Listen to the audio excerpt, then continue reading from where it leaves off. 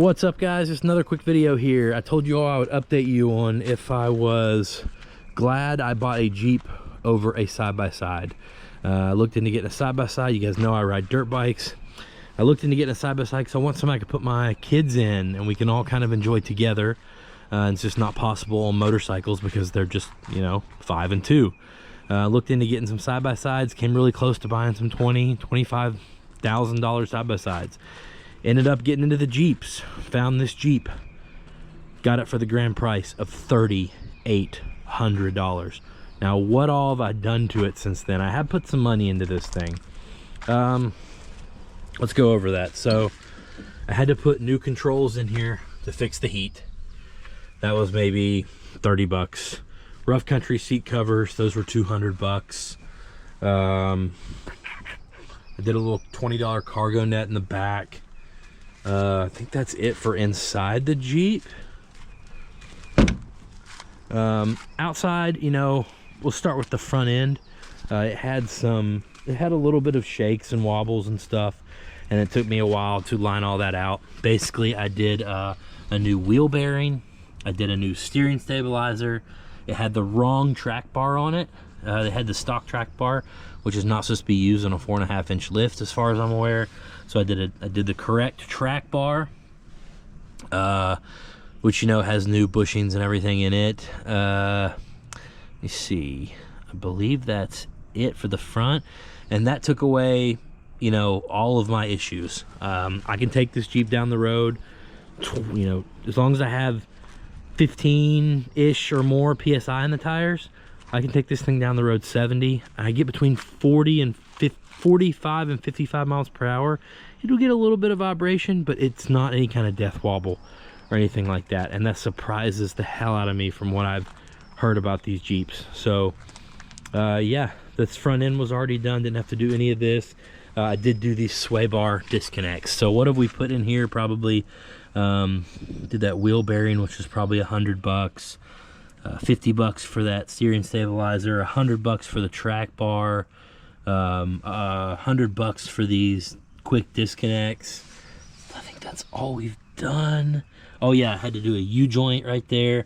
That was like, I don't know, $20 to replace that U-joint. The back of the front drive shaft, like the CV area, it got really loud, noisy, and annoying. We took it off, greased it up. It's been fine. Okay, so I put the high lifter jack. I got the jack mounts and the jack on my hood. The only problem is the jack, I just realized the jack blocks my windshield wiper fluid, which is a big bummer, but I like having the jack there. It looks cool. And it's just a smart place to have it because if you roll the Jeep, you can always get to the jack, right? So, yeah, this jack was a couple $100 bucks. The mounts were probably 40 bucks. I'll add all this up at the end of the video. I did new wiper blades and I painted the wipers black. I also, as you can see, the Jeep was yellow when I got it.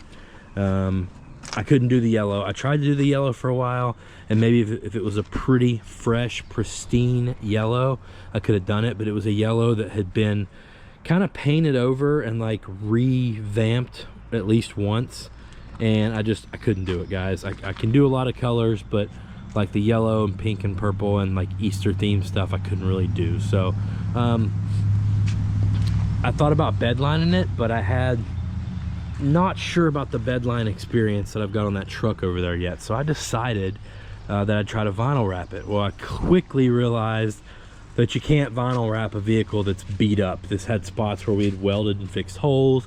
It's got a ton of imperfections. It's a 25-year-old Jeep. You can't vinyl wrap that. It's just, especially if you're not good at it, proficient at it. So then I got to the Plasti Dip. I'm gonna do a separate video on how that's held up. But for now, I'm just gonna tell you that I'm super happy with it. I Plasti Dipped this entire Jeep, this tan color you see, for $80. And yes, if you rub it, I've hit trees. This was from a tree. My kid's foot did this. Yes, it will come off. Do I care? No, not really. You can lightly sand it, spray it again. I like this color a lot more than the yellow. I'm super happy with the $80 Plasti Dip. Let's go around to the back. My cousin Mason gave me this spare tire, spare wheel and tire. It's obviously not the same size, but it will work. Thanks for that. It's better than nothing. So when I got the Jeep, it had a spare, it had a bumper, but the swing away for the spare tire was gone.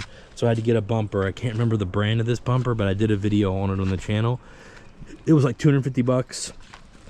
You can see how the swing away works. I've had no issue. Besides, I will tell you, this is the loudest part of the Jeep now.